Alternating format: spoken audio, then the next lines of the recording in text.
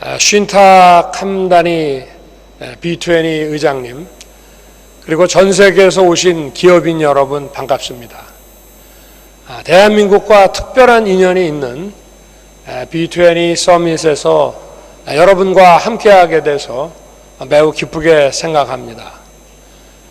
여러분들께서도 잘 아시겠지만 G20 정상회의와 연계해서 개최되는 B20 서밋은 2010년 G20 서울 정상회의를 계기로 시작됐습니다.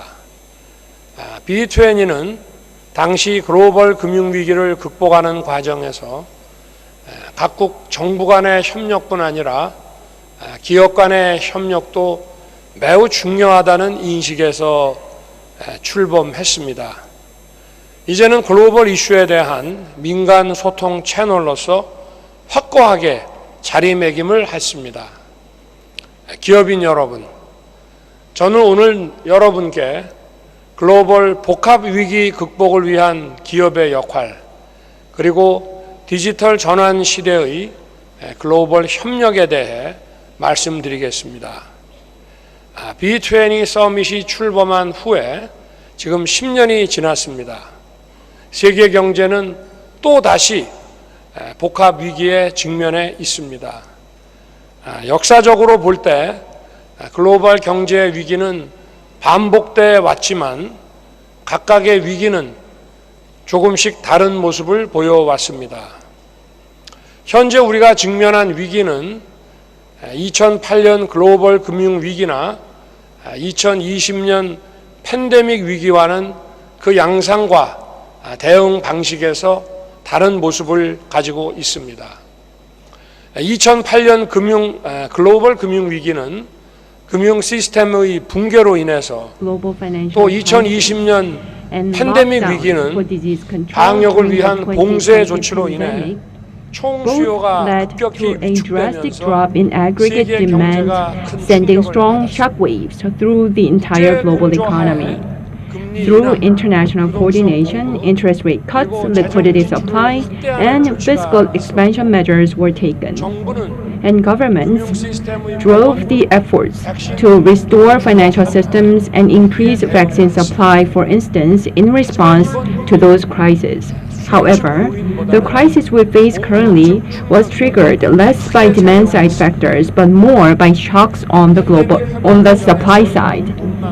During the recovery from the pandemic, supply chain disruptions and an array of geopolitical conflicts served as compounding factors, driving up production costs and shrinking supply capacity. Accordingly, a solution to the current crisis must come from the supply side as well, and government roles also need to be redefined. The private sector and the market should play central roles in transforming economic systems and strengthening economic fundamentals to surmount a crisis.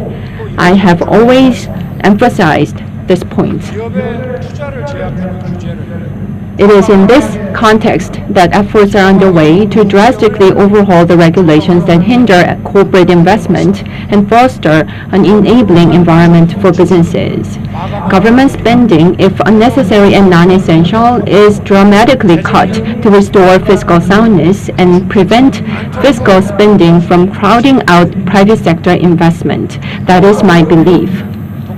At the same time, Korea is significantly increasing R&D investment in science and technology that businesses find difficult to afford themselves alone, as well as support for talent development in frontier technology sectors. Business leaders. Given the current global circumstances, key to the private sector-led supply-side innovation is, in my view, digital transformation. Digital technologies are being applied to existing industries and data to reduce costs and generate new added values, a process that is constantly leading to new business creation. The private sector-led growth that the Korean government is pursuing also places its strongest focus on digital transformation.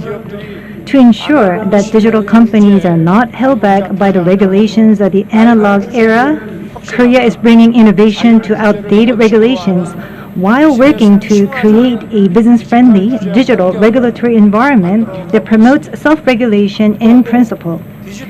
Also, to cultivate talent needed for the digital age, Korea is embarked on education and vocational training reforms as well. For artificial intelligence, next-generation communication, cybersecurity, and other core digital technologies, intensive support is being provided for their development. Notably, the Korean government is currently pursuing a digital platform government as a priority task, through which the private sector takes the lead in dramatically enhancing the quality of public services, while government data and private services emerged to create new value in an enabling environment. In the meantime, for supply-side innovation that harnesses digital technologies to help further enrich the lives of humanity, we need to channel our energy on materializing universal values in the digital space as well. Last September in New York, on the occasion of my attendance at the UN General Assembly, at the NYU, I proposed that for freedom, solidarity, human rights, and other universal values of humanity to be realized also in the digital world, the entire world should engage in efforts to build and safeguard a new digital order.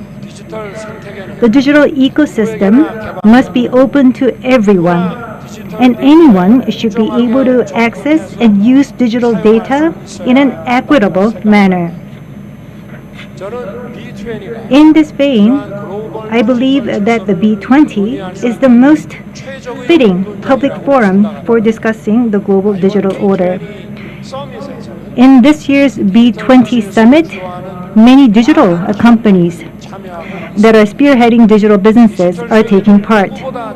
You understand the digital world better than any others, and at the same time, we all share the responsibility for creating a desirable digital order, transcending borders and leaving no one behind in sharing the benefits of the digital era.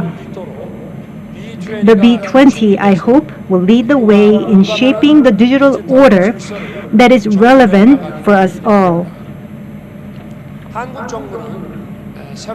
Committed to leading the G20 discussion for establishing a new digital order, the Korean government will fully support the B20 and G20 in their close collaboration towards that end.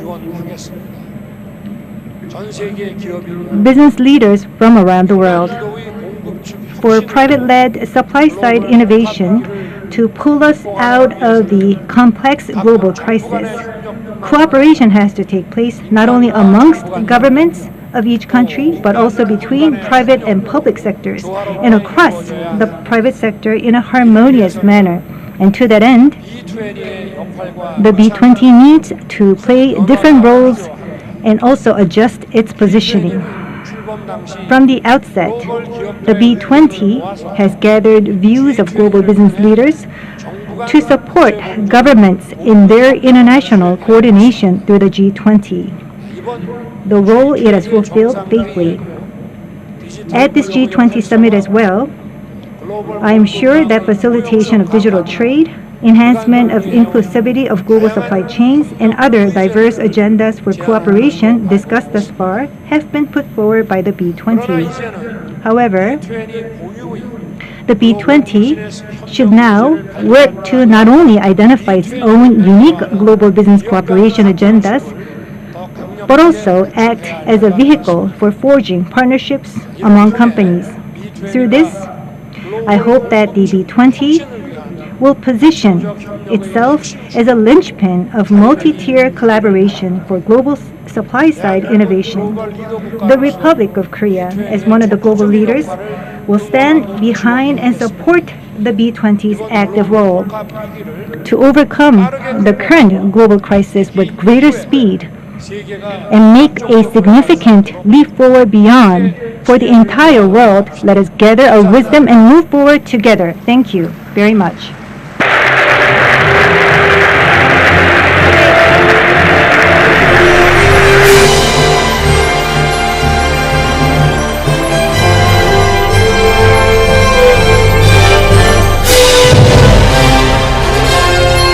Ladies and gentlemen, the President of the Republic of Korea, His Excellency Mr. Yoon Suk-yeol.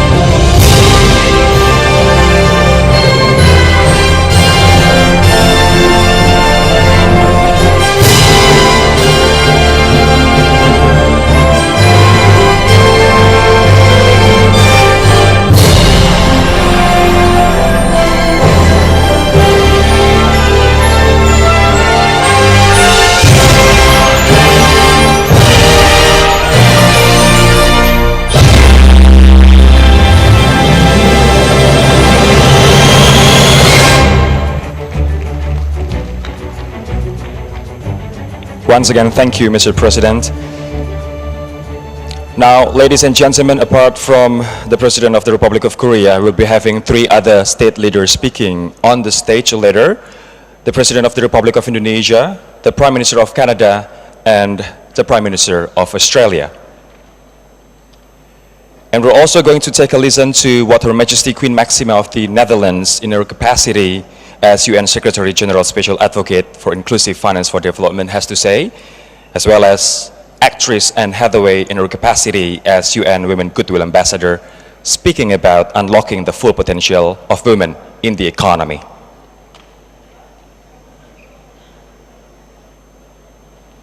And later, we will have also the Minister of State for Foreign Trade of the United Arab Emirates, His Excellency Thani bin Ahmed Al Zayudi. But I'd like to take you back to the previous sessions, as we had many inspiring speakers and also inspiring leaders sharing to us, especially for those of you who has just joined the second day of B20 Summit just now after the break. And we had earlier, we had Mr. Jeff Bezos and Professor Klaus Schwab that we will later share to you again about what we have gained from both persons. But now the set is ready for the next session. Now we move on to another keynote address touching upon the importance of driving global partnership to accelerate energy transition. So ladies and gentlemen, please welcome the Minister of State for Foreign Trade of the United Arab Emirates, His Excellency Thani bin Ahmed Al Zayudi.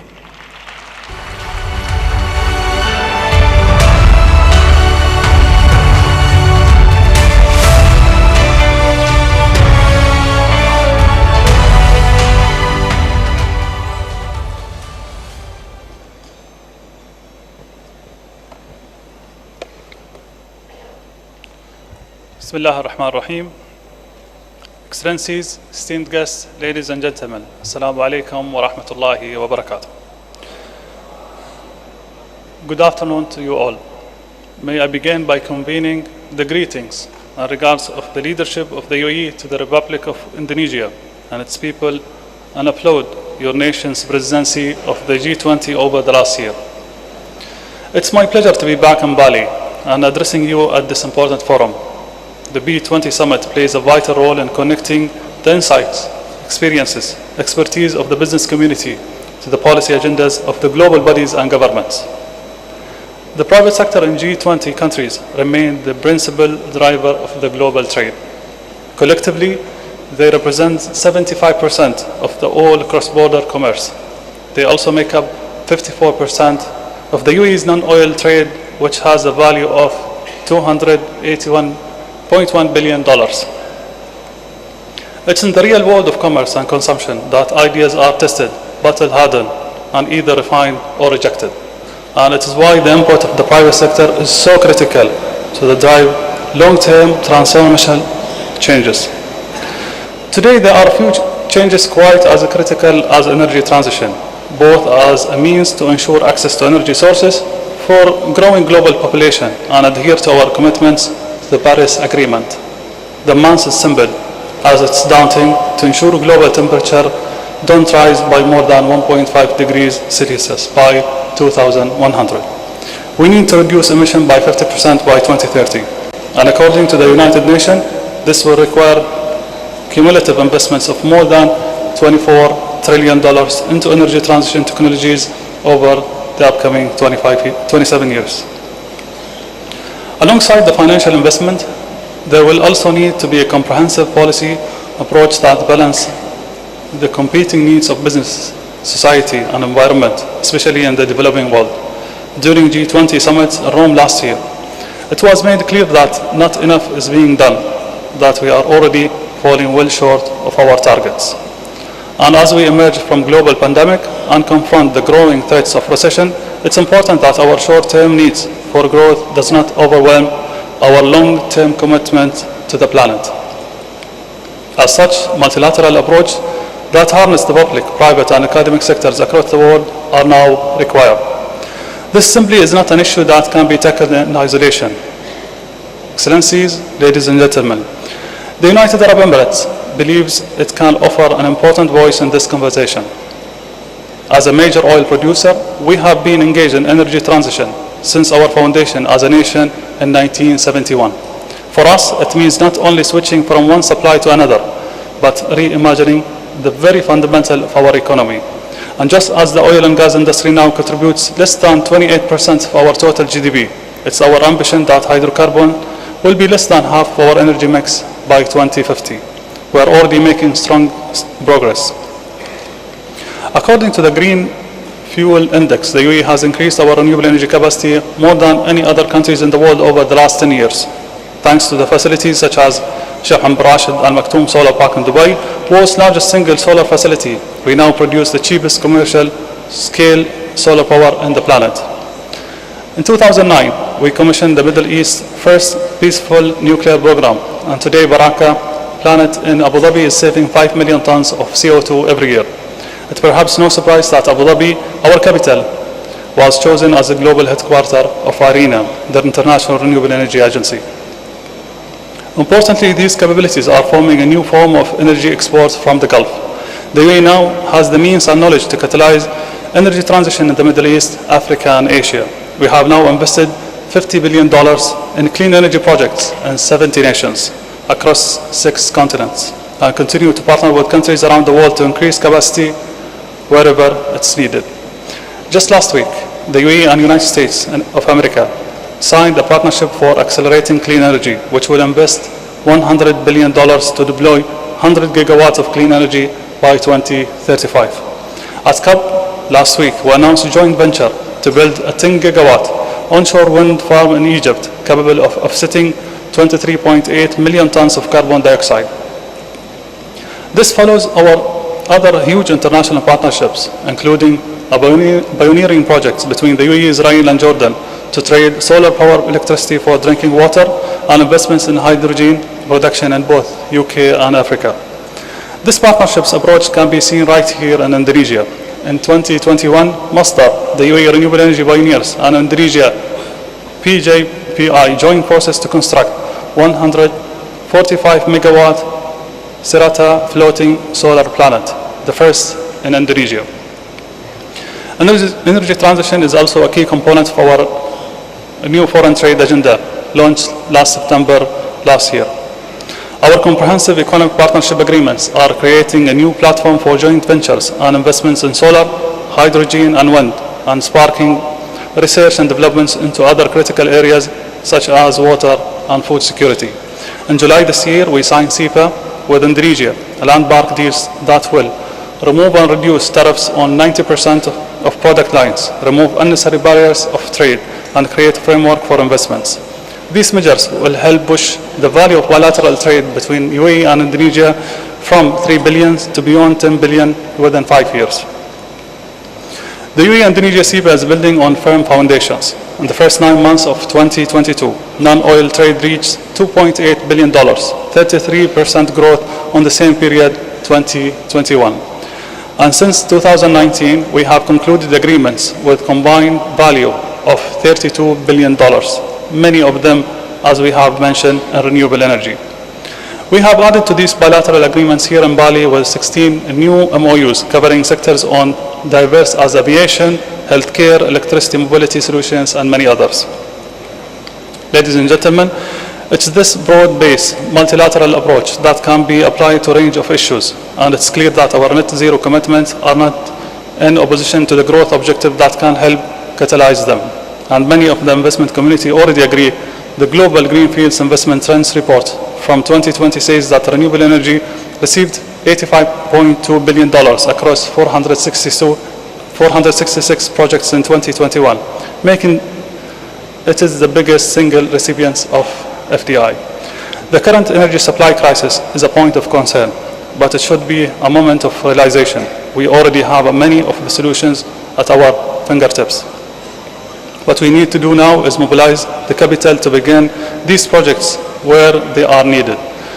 It is, I fully believe, the ultimate win-win investment. We in the UAE are ready to work with the international community to unlock these opportunities and deliver the best possible retain sustainable access to clean energy. Looking forward to work with many of you and enjoy the rest of the events. Thank you.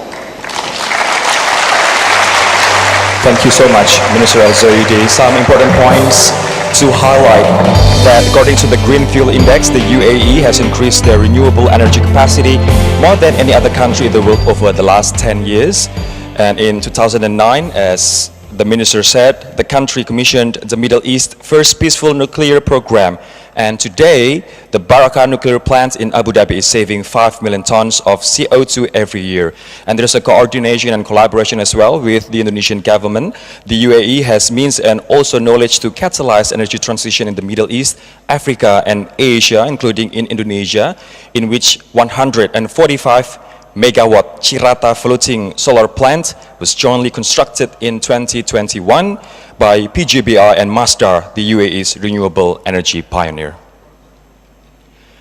Now, ladies and gentlemen, let's now move on to the next session. I'm pleased and honored to share with you that we have a very special speaker, as we mentioned earlier, Her Majesty Queen Maxima of the Netherlands. Queen Maxima has served as the United Nations Secretary General's Special Advocate for Inclusive Finance for Development, or the UNSGSA, since 2009. As a special advocate, she is a leading global voice on advancing universal access to and responsible usage of affordable, effective, and safe financial services. The UNSGSA raises awareness, serves as a convener, encourages leaders, and supports actions to expand financial inclusion at a global and country level, all in close collaboration with partners from the public and also private sectors. Thus, here presenting to you on the topic of enabling digital transformation to promote financial inclusion. Ladies and gentlemen, please welcome Her Majesty Queen Maxima.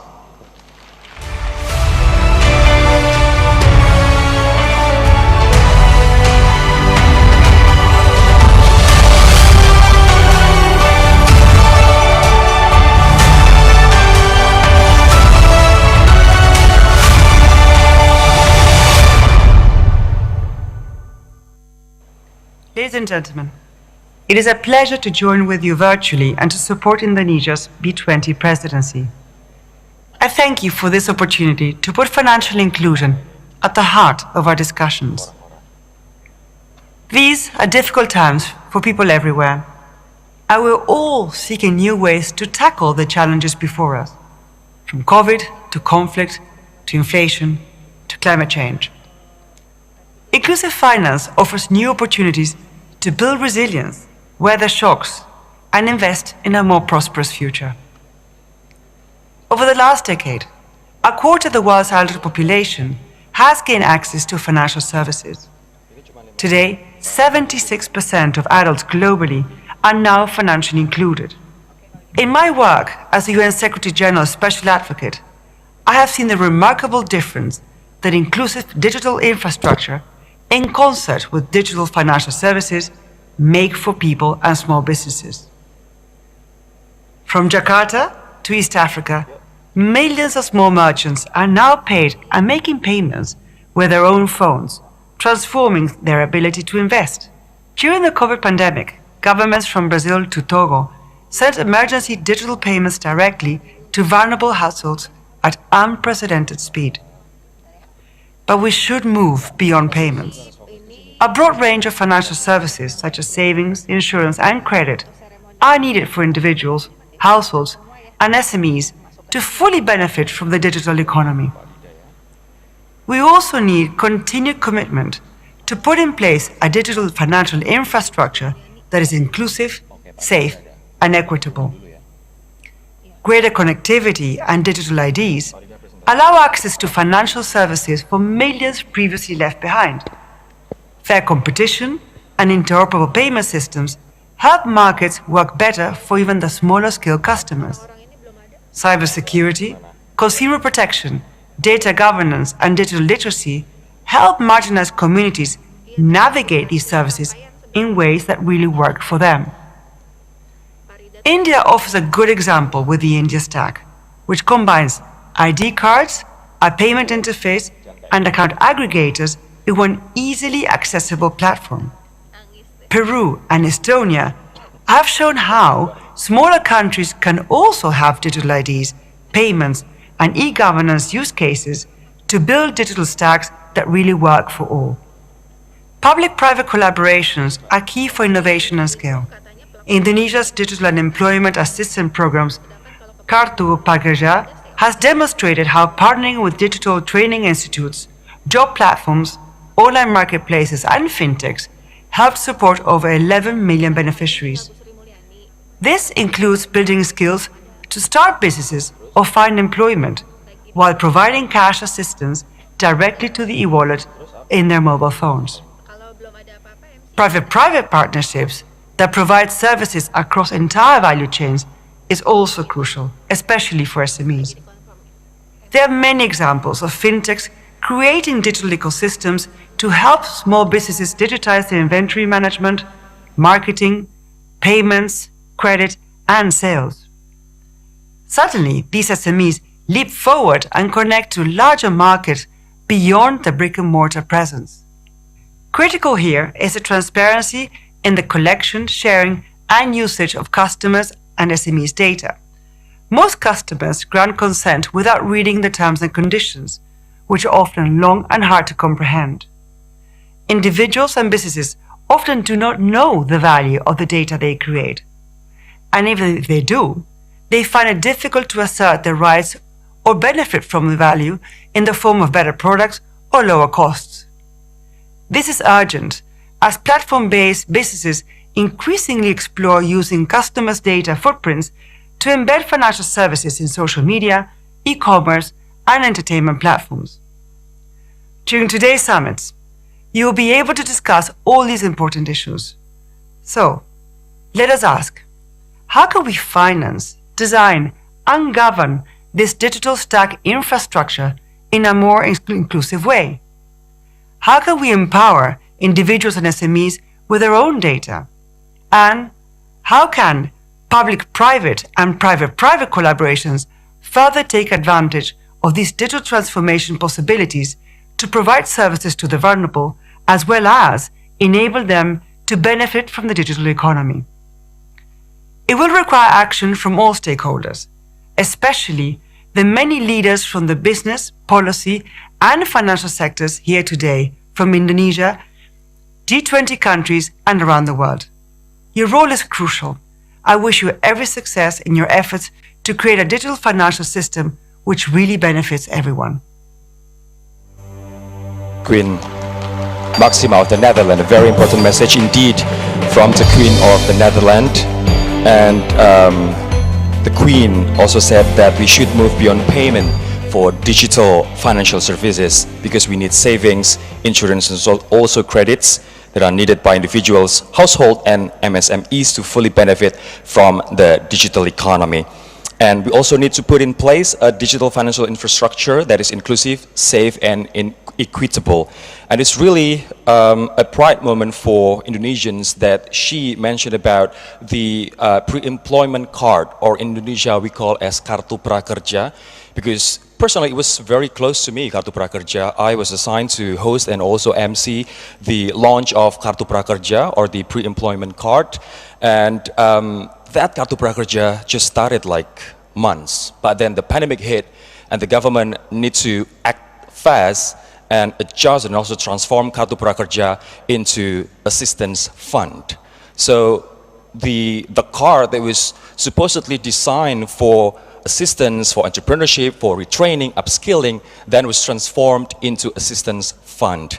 And that was a proof of the agility of the government of Indonesia in transforming that facility into something that people can rely on to survive during a very difficult time during the pandemic. And I believe that many governments and also many business leaders did the same agility into their country, into their business, to save lives, because we were facing difficulties back then. Now, ladies and gentlemen, we need to do some adjustment about the scheduling. I would like to invite now Anne Hathaway to remind us about how important equality is and how important women's role in making our life better, and the importance of women to be given the same opportunity. Please welcome Anne Hathaway.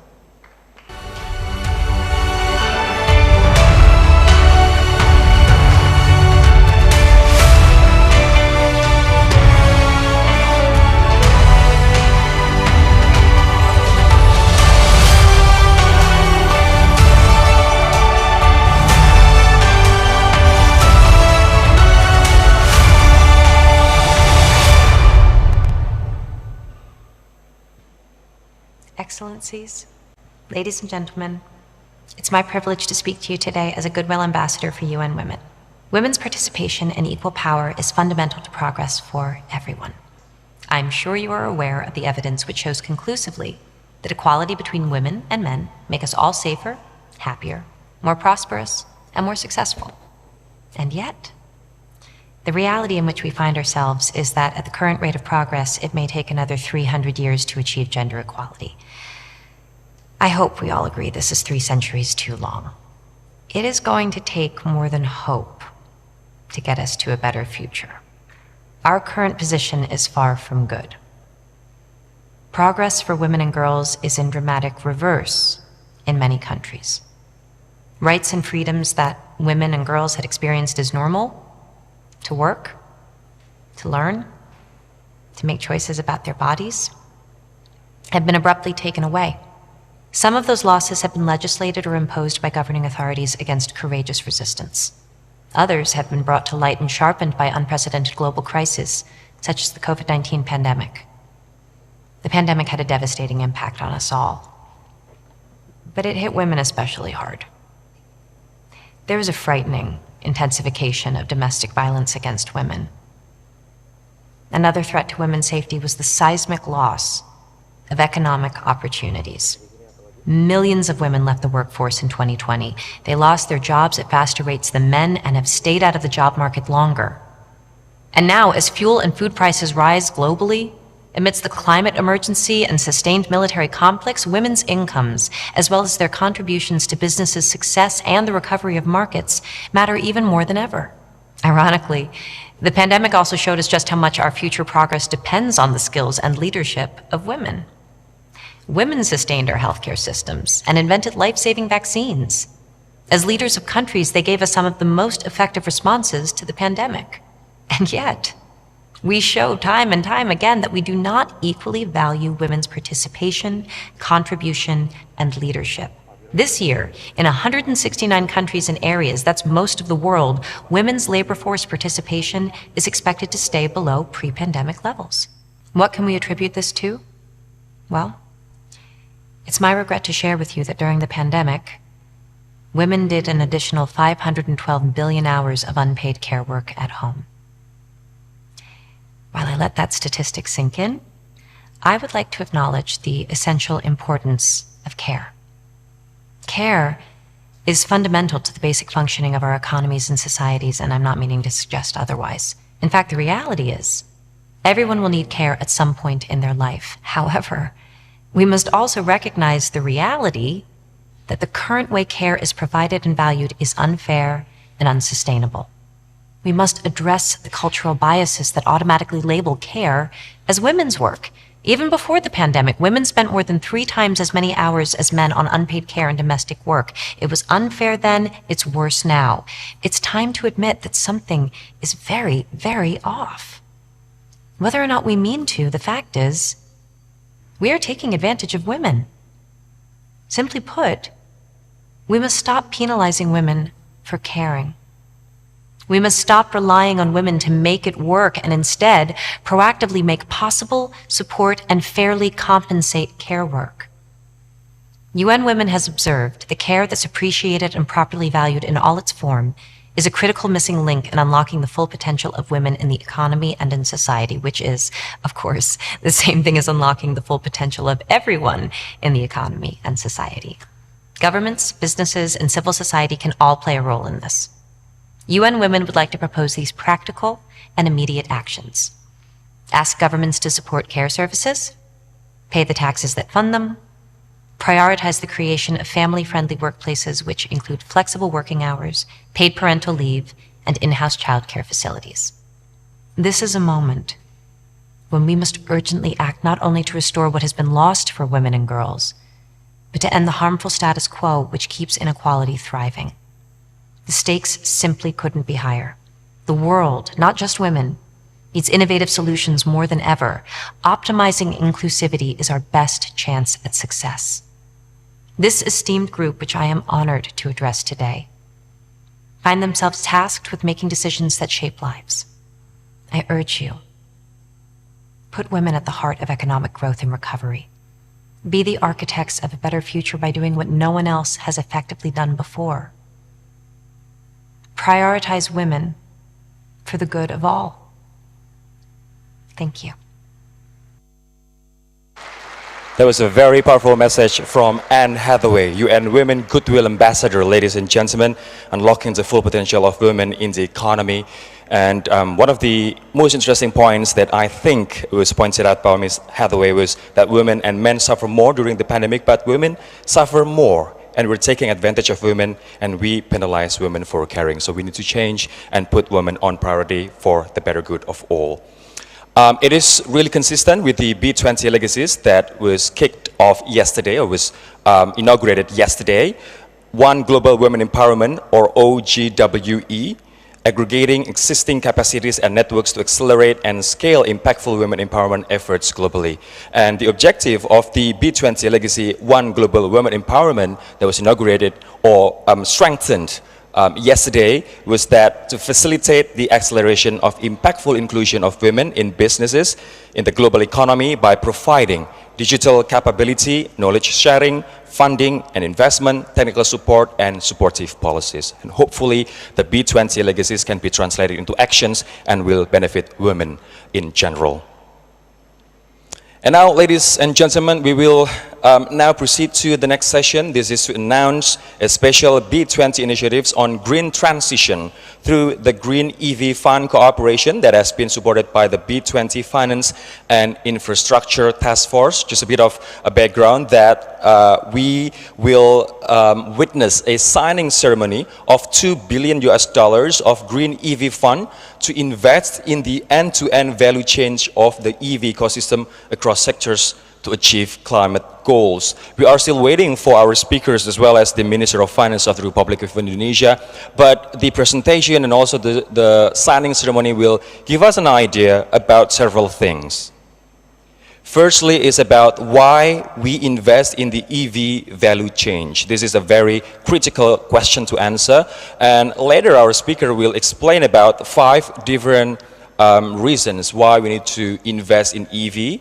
First and foremost is that global trend of increasing environmental awareness is on the rise, and fundamental cost and technology improvements, as what Professor Schwab said earlier, that the cost of technology will decrease eventually, including for cleaner energy. And the third is exponential growth in the global EV market. And the reason number 4 being $1 trillion opportunity in the electrification of transportation. And last but not least, emerging EV market in Indonesia with supportive fundamentals. Later, the speaker, Mr. Rida, will explain more about that. But now I would like to welcome all the delegates who have just come to the main ballroom. And we're still waiting for the Finance Minister, Ibu Sri Mulyani. But we will start the procession or the signing ceremony once she arrives. And we will also answer questions, why is it so attractive to invest in the EV sector in Indonesia? So yesterday, if you joined the first day, there was a bit of rivalry between Ministers of Energy, Minister of Tourism, and also Minister of Health, arguing about which is the most lucrative, which is the most financially feasible to invest in. Is it in the health sector? Is it in the tourism sector? Or is it in the energy sector? But this session would argue that it is also important to invest in the EV clean energy sector because of some of the benefits that we will gain, not only us as investors, but also the earth and our generation. Now we would like to welcome Bapak Erick Thohir, His Excellency Mr. Erick Thohir, the Minister of State-Owned Enterprises, or in Indonesia we call it BUMN. Thank you so much, Pak Erick, for coming. And for this ceremony, we're still waiting for the Minister of Finance of the Republic of Indonesia, Ibu Sri Mulyani. And the reason being, ladies and gentlemen, why Indonesia is attractive for capturing the EV investment opportunity, because the country is an emerging global nickel hub. As we learned from the previous speakers in our session, that Indonesia is now committed not to exporting nickel ore or raw materials, but now the country is transforming into exporting value-added materials, value-added goods. And in the future, the country is aiming to export battery as well for EV.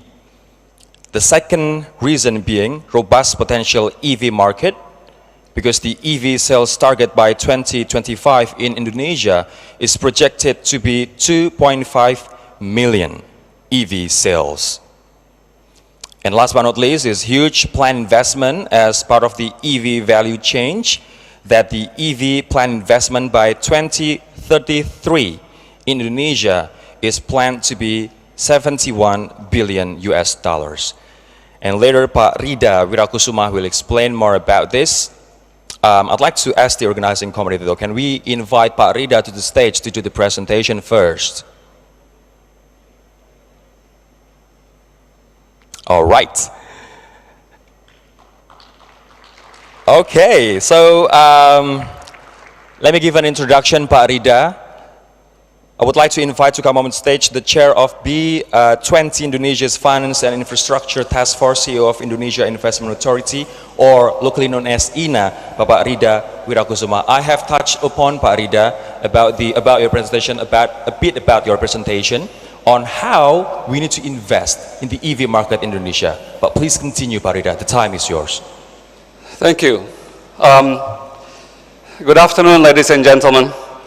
As the chair of B20 Finance and Infrastructure and CEO of Indonesian Investment Authority, it is my pleasure to present to you one of INA's upcoming investment, which is a green electric vehicle fund, together with our partner CATL, a global leader in lithium-ion battery, and CMB International, a leading investment bank in China, and the early investor of CATL and electric vehicle.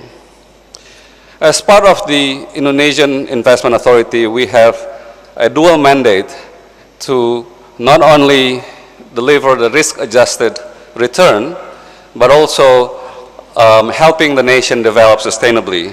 For example, I'm pleased to also share with you, yesterday we have signed a conditional share subscription and purchase agreement between Indonesia's largest pharmaceutical and integrated healthcare, between us and Silk Road Fund as well as Biopharma. So I'm also pleased to actually share with you that this event is really truly part of our push, B20, G20, towards a better future for our children in terms of fighting the climate change. We can just share some of my presentation if you may, or otherwise I can just speak.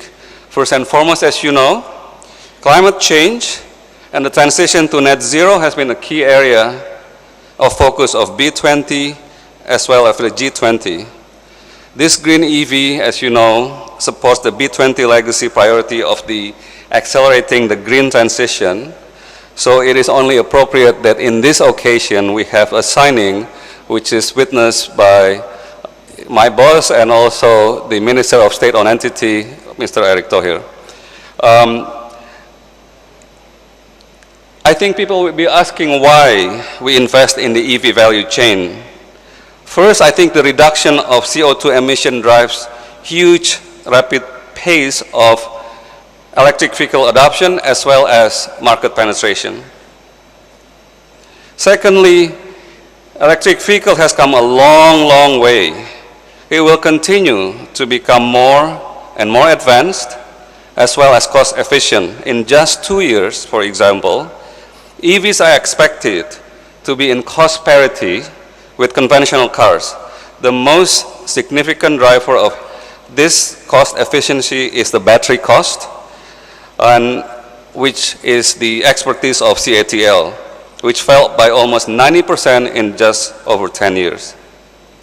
Thirdly, the global market for EV has grown very rapidly. In just 3 years, the number of EVs on the road tripled. And last year, there were more than 16 million EVs on the road. It is projected that within 4 years, more than 50% of all the vehicles sold will be electric vehicles. And it is undeniably that the end-to-end value chain